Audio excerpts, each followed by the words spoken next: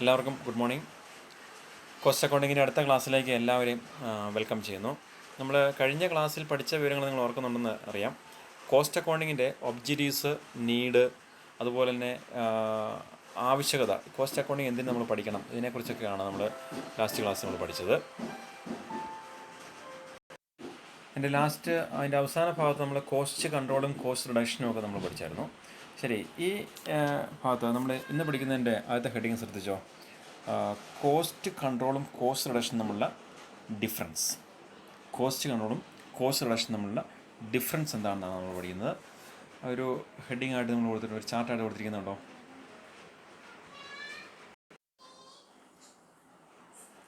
ഇവിടെ കണ്ടോ, cost കൺട്രോളും cost റിഡക്ഷനും തമ്മിലുള്ള ഡിഫറൻസ് ഒരു ഹെഡിങ് ആയിട്ട് കൊടുത്തിട്ടുണ്ട്. കോസ്റ്റ് കൺട്രോൾ എന്ന് പറയാൻ എന്താണ് അർത്ഥമാക്കുന്നത്? It is the process of controlling the cost by eliminating the wastages. Wastages കുറച്ചുകൊണ്ട് എന്ത് ചെയ്യുക, കോസ്റ്റിനെ നിയന്ത്രിക്കുക എന്നുള്ളതാണ് കോസ്റ്റ് കൺട്രോൾ ഉദ്ദേശിക്കുന്നത്, അല്ലേ? അപ്പം വേസ്റ്റേജസ് കുറയ്ക്കുക. എന്തിൻ്റെയൊക്കെ? Materials, cost of labour and other expenses. ഇനി കോസ്റ്റ് റിഡക്ഷൻ എന്ന് പറയുന്നത് എന്താണ്? It is a real and permanent reduction in the cost per unit of goods manufactured or service rendered. അപ്പം ഇത് സ്ഥിരമായൊരു കുറവ് വരുത്തലാണ്. ഒരു യൂണിറ്റ് കോസ്റ്റിൻ്റെ നിർമ്മിക്കുമ്പോൾ ഉണ്ടാകുന്ന ചിലവ് പരമാവധി എന്ത് ചെയ്യുക, കുറയ്ക്കുക. എന്നാൽ ആ കുറയ്ക്കുമ്പോൾ ശ്രദ്ധിക്കേണ്ട ഒരു കാര്യം നമ്മൾ നേരത്തെ പഠിച്ചായിരുന്നു. Without affecting their quality and suitability. അവയുടെ ഉപയോഗവും അനുയോജ്യത എന്ത് ചെയ്യാൻ പാടില്ല, കുറഞ്ഞു പോകാൻ പാടില്ല. Nature. It helps to keep the cost temporarily under control as per the standard set. ഇതിൻ്റെ നേച്ചർ എന്താണ്? ഇത് താൽക്കാലികമായൊരു കുറവ് വരുത്തലാണ്. കോസ്റ്റ് കൺട്രോൾ എന്ന് പറയുമ്പോൾ താൽക്കാലികമായൊരു കുറവ് വരുത്തലാണ്. എന്നാൽ കോസ്റ്റ് റിഡക്ഷൻ എന്ന് പറഞ്ഞാലോ പെർമനൻറ്റ് റിഡക്ഷൻ. ഒരു യൂണിറ്റ് കോസ്റ്റിൽ സ്ഥിരമായ അടിസ്ഥാനത്തിൽ എന്ത് ചെയ്യുക, കുറയ്ക്കുക എന്നുള്ളതാണ്. ഇനി മെത്തേഡ് എന്താണ്? Cost control is operated through setting standards and comparing dum with the actual performance so that deviation is identified and correct. Cost control എന്ന് പറയുമ്പോൾ ഒരു സ്റ്റാൻഡേർഡ് ഫിക്സ് ചെയ്യുന്നു, എന്നിട്ട് എന്ത് ചെയ്യണം, അത് ആക്ച്വൽ പെർഫോമൻസുമായിട്ട് കമ്പയർ ചെയ്യണം. അങ്ങനെ ഡീവിയേഷൻസ് ഉണ്ടെങ്കിൽ അത് ഐഡൻറ്റിഫൈ ചെയ്യുകയും കറക്റ്റ് ചെയ്യുകയും ചെയ്യുക. ഇതാണ് കോസ്റ്റ് കൺട്രോളിൻ്റെ പ്രക്രിയ. മനസ്സിലായോ? ഒരു സ്റ്റാൻഡേർഡ് നിർണ്ണയിക്കുന്നു, സ്റ്റാൻഡേർഡ് അത് കമ്പയർ ചെയ്യണം. എന്തുമായിട്ട് കമ്പയർ ചെയ്യണം? ആക്ച്വൽ പെർഫോമൻസോട് കമ്പയർ ചെയ്യണം. അങ്ങനെ കമ്പയർ ചെയ്യുമ്പോൾ ഡീവിയേഷൻ, വ്യത്യാസങ്ങളുണ്ടോ എന്ന് നോക്കണം. ആ വ്യത്യാസങ്ങൾ എന്ത് ചെയ്യുക, കുറയ്ക്കുക. ആ വ്യത്യാസങ്ങൾ കണ്ടിട്ട് കറക്റ്റ് ചെയ്യുക. ഇനി കോസ്റ്റ് റിഡക്ഷനിലേക്ക് വന്നാൽ it is A continuous process of critical cost examination, analysis and checking and revising the standards if നെസറി. ഇതൊരു തുടർച്ചയായ പ്രക്രിയയാണ്.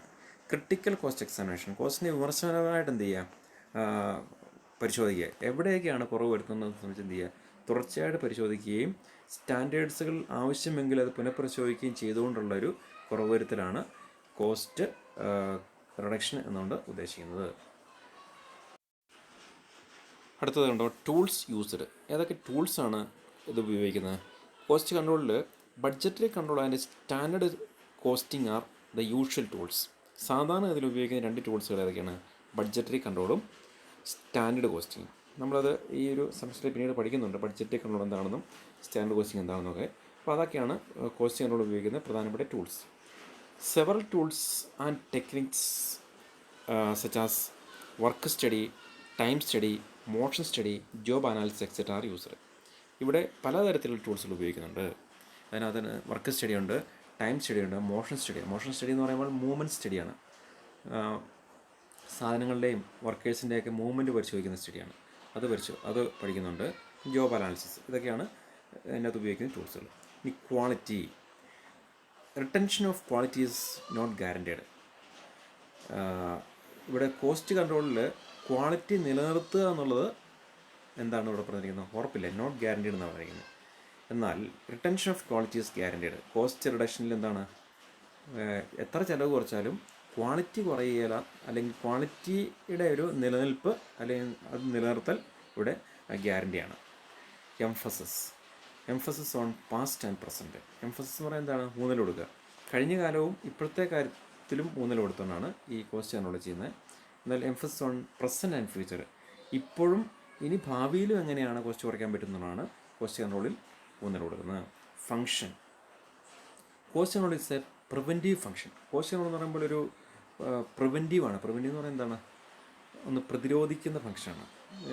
ചിലവ് കുറയ്ക്കാനായിട്ട് നമ്മൾ എന്ത് ചെയ്യുക, പ്രതിരോധിച്ച് നിർത്തുക. എന്നാൽ കോസ്റ്റ് റിഡക്ഷൻ എന്ന് പറയാലോ കറക്റ്റീവ് ഫങ്ഷനാണ്. നമ്മളെന്ത് ചെയ്യുക, തിരുത്തൽ ഫങ്ഷനാണ് എന്ത് കോസ്റ്റ് കൺട്രോൾ, കോസ്റ്റ് റിഡക്ഷൻ ഉദ്ദേശിക്കുന്നത്. ഇതൊക്കെയാണ് ഇതിൻ്റെ ഡിഫറൻസ്. അടുത്ത ഹെഡിങ്ങിലേക്ക് കിടക്കുകയാണ് scope of cost accounting. Scope of cost accounting എന്തൊക്കെയാണ് കോസ്റ്റ് അക്കൗണ്ടിങ്ങിൻ്റെ സ്കോപ്പ്, അല്ല അതിൻ്റെ വ്യാപ്തി എന്തൊക്കെയാണ് എന്നുള്ളതാണ് നമ്മൾ ഈ ഹെഡിങ്ങിൽ പഠിക്കുന്നത്. അത് ഒരു എട്ട് പോയിൻറ്റുകൾ ഉണ്ട് നമുക്ക് മനസ്സിലാക്കാൻ കഴിയുന്നത്. ഓരോ പോയിൻറ്റുകളും നമുക്ക് ജസ്റ്റ് ശ്രദ്ധിക്കാം. കോസ്റ്റ് അക്കൗണ്ടിങ്ങിൻ്റെ സ്കോപ്പ്.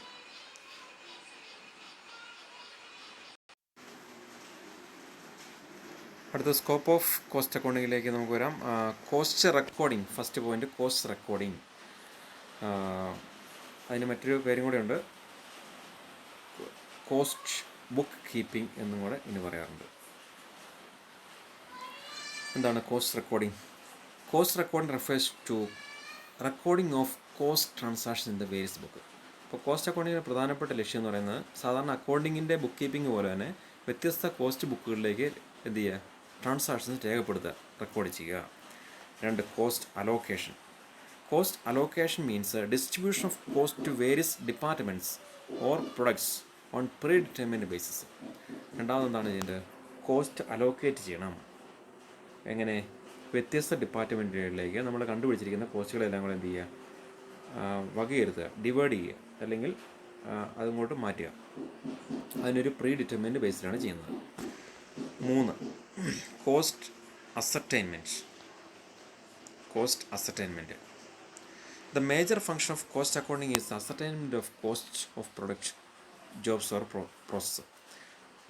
കോസ്റ്റ് അക്കൗണ്ടിൻ്റെ ഏറ്റവും പ്രധാനപ്പെട്ട ഒരു ഫങ്ഷൻ എന്ന് പറയുന്നതാണ് എന്ത്, കോസ്റ്റ് അസർടൈൻ ചെയ്യുക എന്നുള്ളത്. കോസ്റ്റ് അസർടൈൻ ചെയ്യുമ്പോൾ എന്താണ് അർത്ഥമാക്കുന്നത്? ഓരോ പ്രൊഡക്റ്റിൻ്റെയും പ്രോസസ്സിൻ്റെയും അല്ലെങ്കിൽ ജോബിൻ്റെയൊക്കെ കോസ്റ്റുകൾ നിർണ്ണയിക്കുക. ഇനി അടുത്ത് കോസ്റ്റ് അനാലിസിസ്. എന്താണ് കോസ്റ്റ് അനാലിസിസ് എന്ന് പറഞ്ഞാൽ അർത്ഥമാക്കുന്നത്? It involves detail investigation in to causes of actual cost varying from budgeted cost and assigning responsibility for increase in cost. Cost analysis എന്ന് പറയുമ്പോൾ ഒരു വിശദമായ ഒരു അന്വേഷണമാണ്. എന്ത് അന്വേഷണം? എങ്ങനെയാണ് നമ്മൾ ബഡ്ജറ്റ് ചെയ്തിരിക്കുന്ന കോസ്റ്റിൽ നിന്നും ആക്ച്വൽ കോസ്റ്റ് മാറിപ്പോയത് എങ്ങനെയാണ് എന്നതിനെ സംബന്ധിച്ചൊരു വിലയിരുത്തൽ, ഒരു ഇൻവെസ്റ്റിഗേഷൻ. അങ്ങനെ ആരാണ് അതിൻ്റെ ഉത്തരവാദിത്വം, റെസ്പോൺസിബിലിറ്റി ആരാണ് എന്നതിനെ സംബന്ധിച്ച് അസൈൻ ചെയ്യുക, കണ്ടുപിടിക്കുക എന്നുള്ളതാണ് ഇതിനകത്ത് ഉദ്ദേശിക്കുന്നത്. അടുത്ത കോസ്റ്റ് കമ്പാരിസൺ.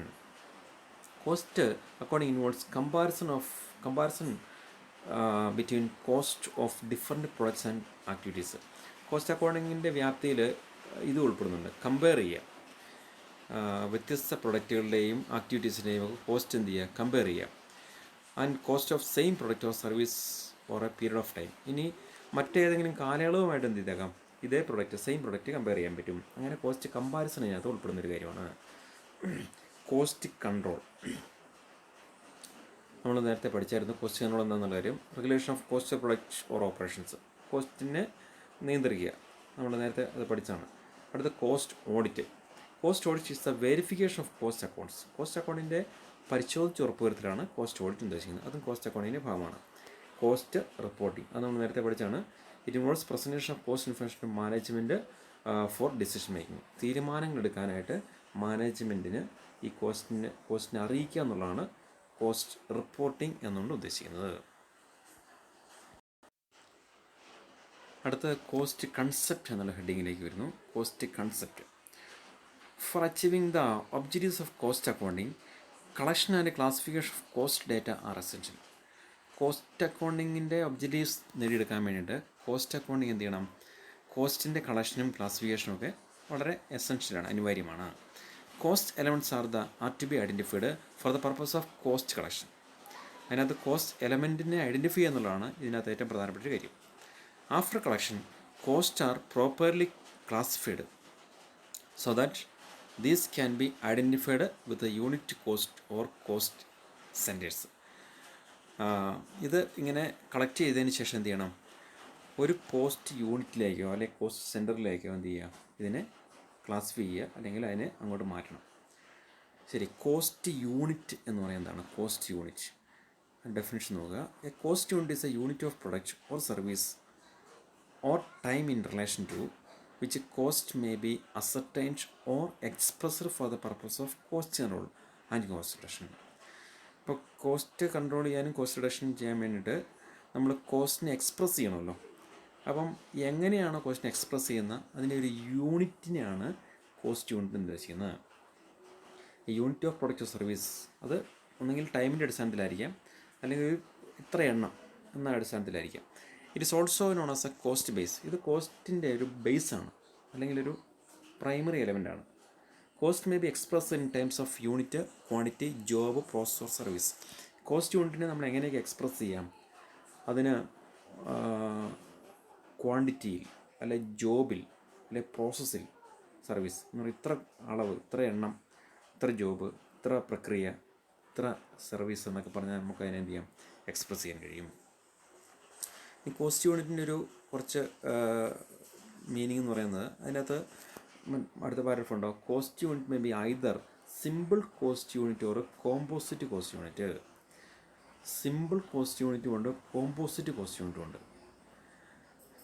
എന്താണ് സിമ്പിൾ കോസ്റ്റ് യൂണിറ്റ് എന്ന് പറയുന്നത്? Simple cost unit is one where the unit is expressed in a single base such as per kilogram, per ton, per litre, etcetera.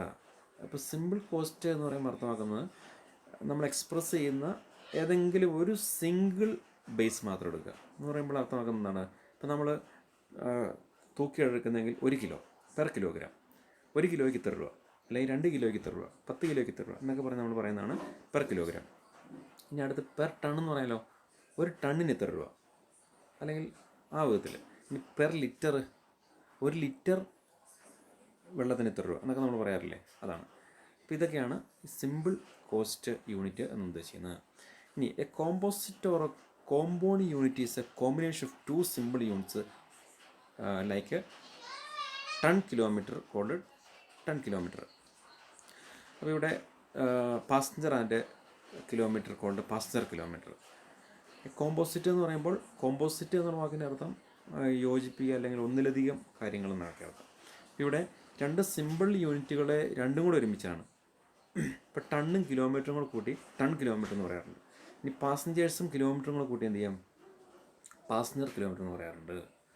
അപ്പോൾ അതുകൊണ്ട് ഇത് നമ്മൾ പിന്നീട് പഠിക്കുന്നുണ്ട്. അപ്പോൾ ഈ ടൺ കിലോമീറ്റർ എന്നൊക്കെ പറയുന്ന അർത്ഥമാക്കുന്നത് ഈ ലോഡ് വാഹനങ്ങളൊക്കെ എത്ര കിലോമീറ്റർ പോയി, എത്ര ടൺ ലോഡ് കൊണ്ടുവന്നു, ഇത് രണ്ടും കൂടെ ചേർത്ത് പറയുന്നതാണ്. ഇനി പാസഞ്ചർ കിലോമീറ്റർ എന്ന് പറയുന്നത് സാധാരണ ഈ ബസ്സുകാരൊക്കെ ഉപയോഗിക്കുന്ന ഒരു യൂണിറ്റാണ്. കാരണം അവരുടെ കിലോമീറ്ററും പരിഗണിക്കണം, അവരുടെ പാസഞ്ചേഴ്സിനെയും പരിഗണിക്കണം. ഈ രണ്ടും കൂടെ കൂട്ടിയാണ് അവർക്ക് എന്ത് ചെയ്യേണ്ടത്? അവരുടെ കോസ്റ്റ് കണ്ടുപിടിക്കേണ്ടത്. അപ്പോൾ ഇത്ര കിലോമീറ്റർ ഓടിയെന്ന് മാത്രം പറയാൻ പറ്റത്തില്ല, ഇത്ര പാസഞ്ചേഴ്സിനെ കൊണ്ട് ഇത്ര കിലോമീറ്റർ ഓടിയുമ്പോഴാണ് അവർക്കൊരു കോസ്റ്റ് പറയാൻ പറ്റുന്നത്. അപ്പോൾ അതുകൊണ്ടാണ് പാസഞ്ചർ കിലോമീറ്റർ എന്നൊക്കെ ഉദ്ദേശിക്കുന്നത്.